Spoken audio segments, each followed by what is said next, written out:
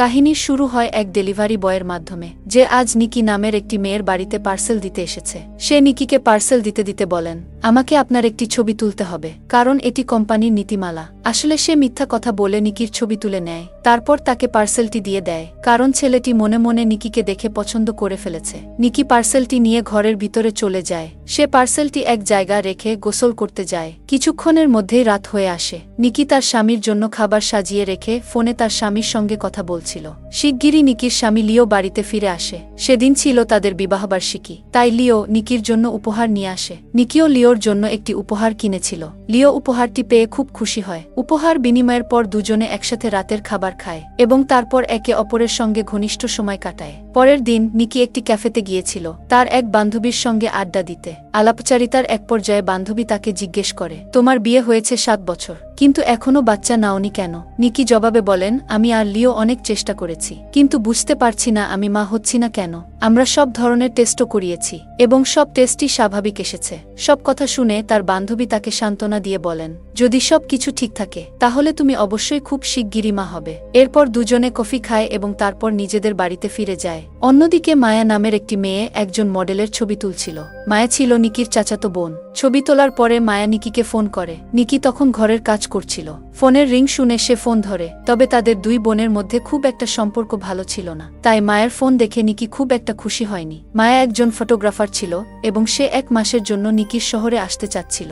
সে চাচ্ছিল নিকির বাসায় থেকে কিছুদিন কাজ করতে। শুরুতে নিকি রাজি হচ্ছিল না, কিন্তু মায়া বারবার অনুরোধ করাতে শেষ পর্যন্ত সে মায়াকে তার বাসায় থাকার অনুমতি দেয়। ফোন কেটে দেওয়ার পরই নিকির বমি আসে। নিকির বমি এসেছে কারণ সে গর্ভবতী হয়েছে। রাতে নিকি যখন এই কথা লিওকে জানায় তখন সেও খুব খুশি হয়। তাদের জীবনে শুধু একটি সন্তানের অভাব ছিল, আর সেই অভাবটাও এবার পূরণ হতে চলেছে। কয়েকদিন পর দুজনে এক ডাক্তারের কাছে যায়। নিকির স্ক্যান করা হয়। তখন স্ক্যান দেখে ডাক্তার বলেন, তোমার গর্ভে যে শিশু আছে সে গর্ভের বাইরে রয়েছে, তাই যে কোনো সময় মারা যেতে পারে। যদি তুমি দ্রুত অ্যাবর্শন না করো তাহলে তোমার জীবনও ঝুঁকির মধ্যে পড়বে। ডাক্তারের এই কথা শুনে দুজনেই খুব ভেঙে পড়ে এবং মন খারাপ করে গর্ভপাতের জন্য রাজি হয়। গর্ভপাতের পর দুজনেই বাসায় ফিরে আসে। নিকিকে দুঃখিত দেখে লিও তাকে সাহস দেয় যে খুব শিগগির সব ঠিক হয়ে যাবে। নিকিকে বোঝানোর পর লিও কাজে চলে যায়, কিন্তু নিকি তখনও খুব মনমরা ছিল।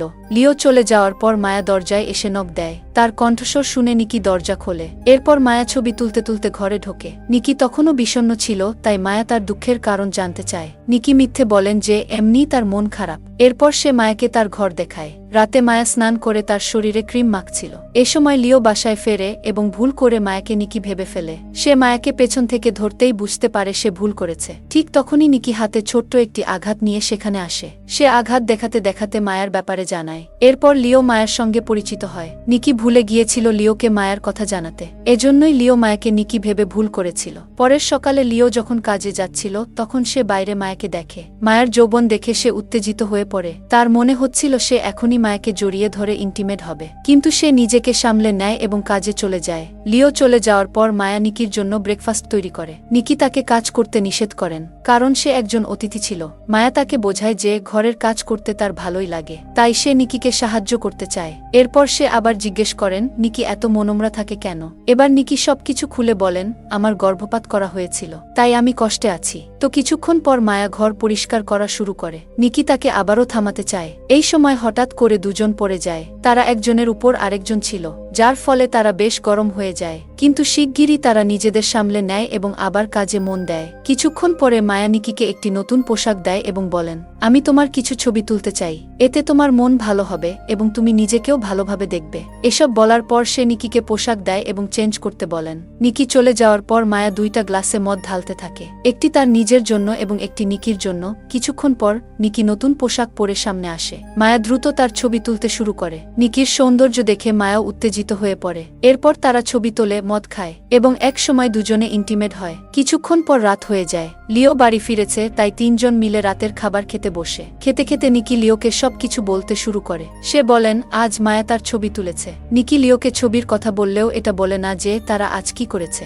খাওয়ার পর লিও ও নিকি নিজেদের ঘরে আসে এবং ইন্টিমেট হয়। এরপর লিও নিকিকে জিজ্ঞেস করেন মায়া আমাদের বাড়ি থেকে কখন যাবে, কারণ ওর কারণে আমাদের প্রাইভেসি নষ্ট হয়ে যাচ্ছে। লিওর কথা শুনে নিকির মন খারাপ হয়ে যায়, কারণ মায়ের সঙ্গে তার সময়টা ভালোই কাটছিল। পরের দিন সকালে নিকি মায়ের কাছে গিয়ে বলেন, তোমার এখন চলে যাওয়া উচিত, কারণ তোমার কারণে লিওর সমস্যা হচ্ছে। নিকির কথা শুনে মায়া অবাক হয়ে যায়। তার মনে হয় হয়তো লিও বুঝে ফেলেছে তারা কি করেছে, কিন্তু নিকি বোঝায় লিও কিছুই জানে না। আগে আমরা বাড়ির যে কোনো জায়গায় শুরু করে দিতাম, কিন্তু এখন লিও অস্বস্তি বোধ করছে, তাই সমস্যা হচ্ছে। নিকির কথা শুনে মায়া বলেন, আমি খুব শিগগিরই চলে যাব। এরপর তারা আবারও ইন্টিমেট হয়। রাতে যখন মায়া তার ঘরে ছিল, লিও সেখানে আসে। তখন নিকি বাজারে গিয়েছিল। লিও এসে মায়াকে বলেন, আমি জানি তুমি আমার স্ত্রীকে নষ্ট করছো, তাই তোমার এখান থেকে চলে যাওয়া উচিত। মায়া অবাক হয়ে যায়, কারণ সে জানত না লিও সব জেনে গিয়েছে। আসলে যেদিন মায়া আর নিকি ইন্টিমেট হচ্ছিল, সেদিন লিও হঠাৎ বাসায় ফিরে তাদের একসাথে দেখে ফেলেছিল।